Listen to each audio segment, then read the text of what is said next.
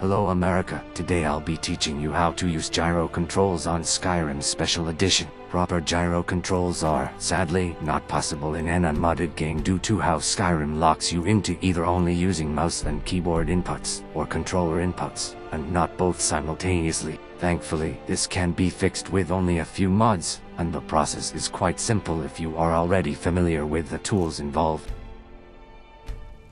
First things first, you'll want to make sure Skyrim script extender is already installed. If not, go to the link in the description and download the version of the file that corresponds to your version of the game, and follow the installation instructions in the README of the downloaded file. Afterwards, go to the Nexus page for the address library for SKSE plugins and download the version corresponding with your version of the game, and follow the installation instructions at the mod's description. And finally, download the auto input switch mod corresponding to your version of the game, and install it either by using a mod manager or by dropping the SKSE folder located inside the downloaded zip file into the date folder located in the game's installation folder. If everything was done correctly, you should now be able to use both mouse and controller inputs without the game locking you into using only one or the other. Just make sure that the controller option is enabled on the menu.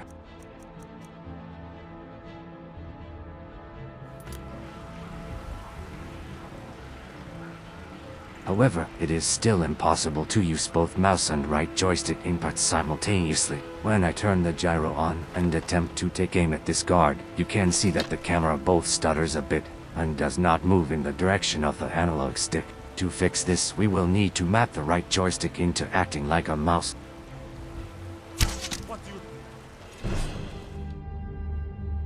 Before mapping the gyro, there are a few things worth going over. Basically, there are many schools of thought on how exactly the gyro should be used, and the button mapping process changes depending on your preferred way of using it. My preferred method, and the one I'm assuming most of you are interested in, is one where the gyro is turned on for actions like aiming with a bow or casting a spell. As I said before, you can't use the right joystick inputs and the mouse at the same time. To fix this, we'd need to make the right joystick act like a mouse, but that comes with its own set of issues. For example, items can't be rotated on the menu anymore, and lockpicking becomes impossible, since both of those actions use the right stick.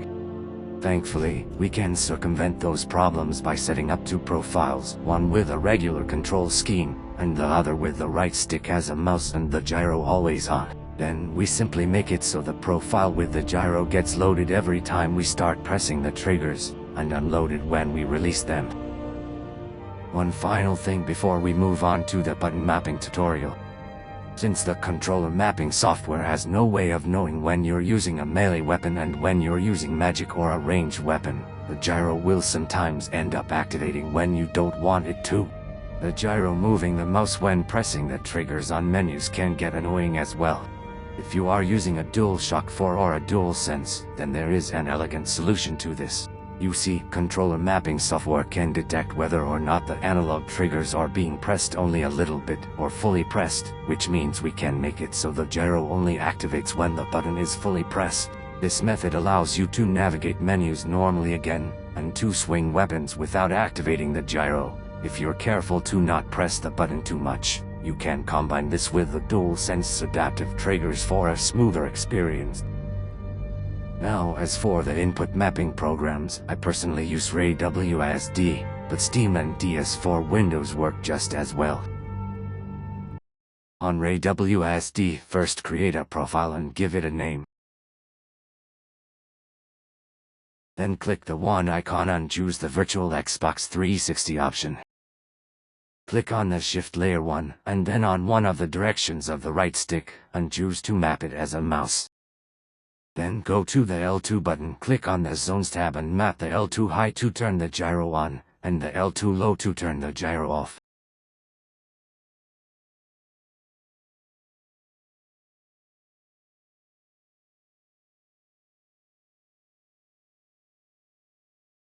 Afterwards, do the same to the R2 button.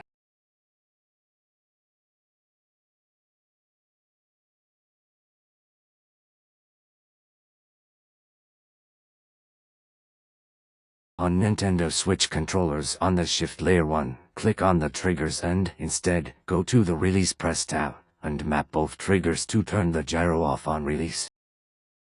Then go to the main layer, click on the triggers and go to the Start Press tab, map those to turn the gyro on.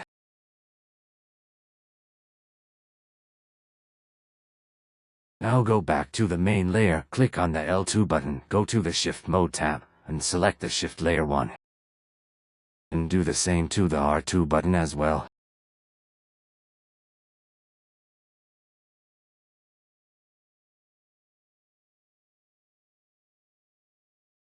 Then go to the Shift Layer 1 tab again, click on the gyro icon and set it to mouse.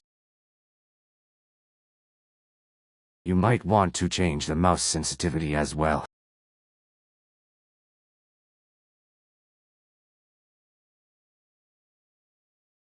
Don't forget to click Apply to save. On DS4 Windows, go to Profiles, click New, then click Yes on the window pop-up to use a preset. Choose the gamepad preset with the Xbox 360 as the output controller. Then go to the Access Config tab, scroll down until you find the L2 and R2 settings, and set the two-stage mode for both triggers as normal. Then just give the profile a name and save it.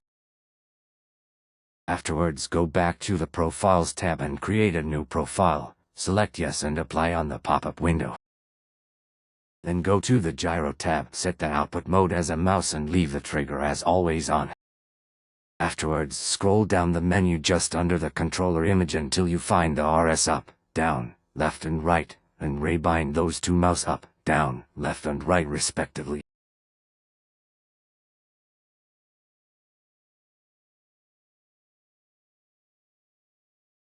Then just give the profile a name and save it. Now go to the first profile we made, click the Special Actions tab and make a new action. Set the L2 full pull as the trigger, set it to load a profile, and select the new profile we made. Make sure to check this box so the profile unloads when the trigger is released. Then give the action a name and save it. Now create another special action and repeat the same steps as before, but set the R2 full pull as the trigger.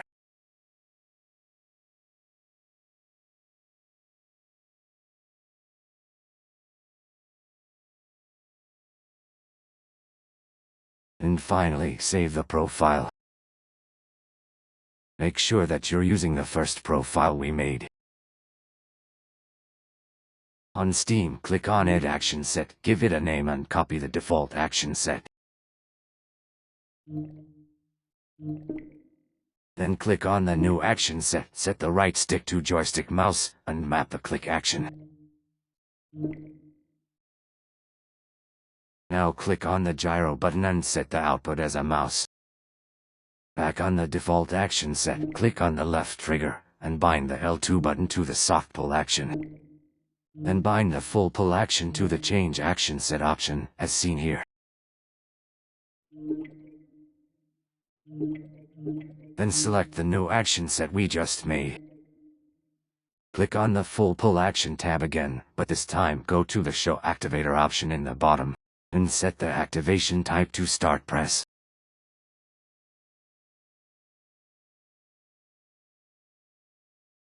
Then do the same steps for the right trigger.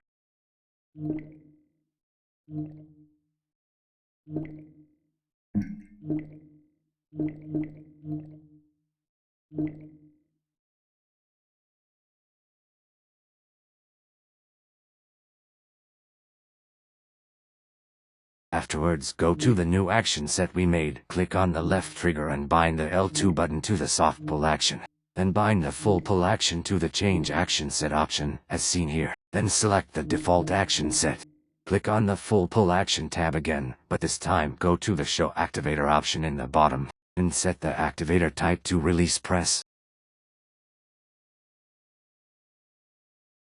Then do the same steps for the right trigger.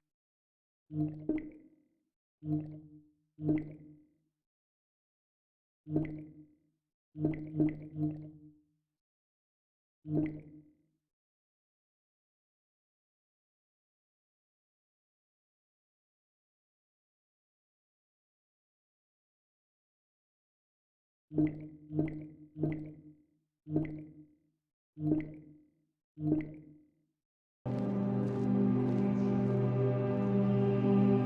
those who want to skip all of the necessary setup, I've put links on the description where you can download the configs I created here.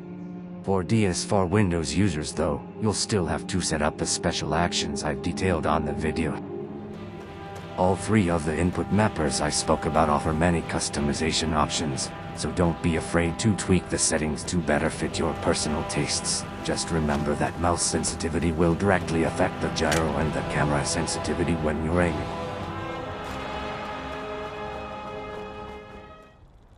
One final thing, for those who want to have the gyro on at all times for things like flick stick, the process is very similar to the one shown here. All you need to do is change the right stick into acting like a mouse and things should work. Make sure to create a new profile, layer or action set with a normal control scheme that you can switch to with an unmapped button, such as the touchpad on Sony controllers or the capture button on Nintendo Switch controllers. That way you can avoid the aforementioned issues in particularly problematic areas. This should be everything you need to know to enable gyro aiming on Skyrim. Now you can finally aim with a controller without feeling like a milk drinker. See how I can now lay destruction on these mud crabs at a distance while aiming accurately, all thanks to the powers bestowed on me by the gyro. Thank you for watching. If you have any ideas on how to improve this setup, or any questions about the video, just let me know. Make sure to smash that like button, comment and